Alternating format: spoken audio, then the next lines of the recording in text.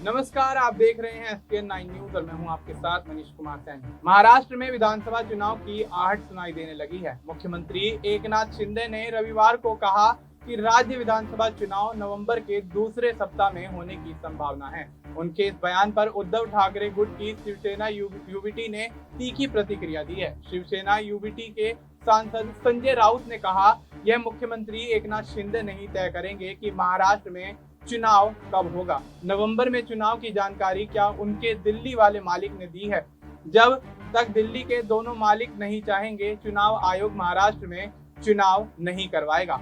संजय राउत ने आगे कहा, अगर शिंदे कह रहे हैं कि नवंबर में चुनाव होगा तो हम कहते हैं कि यह कभी भी चुनाव करा लें, हमारी जीत पक्की है। जो हाल इनका लोकसभा चुनाव में हुआ वही विधानसभा चुनाव में भी होगा। उन्होंने आगे कहा कि इनके मन में डर है, इसलिए चुनाव में देरी कर रहे हैं। मुंबई में भी बीएमसी चुनाव नहीं करा रहे हैं, मुंबई में भी हम जीतेंगे। संजय राउत ने एनडीए के one nation one election bill को ड्रामा बताया।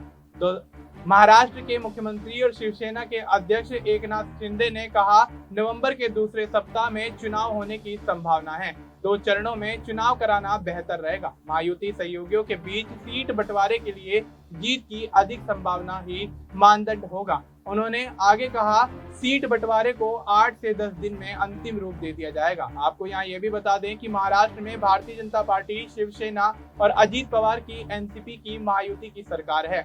इस गठबंधन को लोकसभा चुनाव में एक बड़ा झटका लगा था। महायुति का मुकाबला महाविकास आघाड़ी यानी एमवीए से है।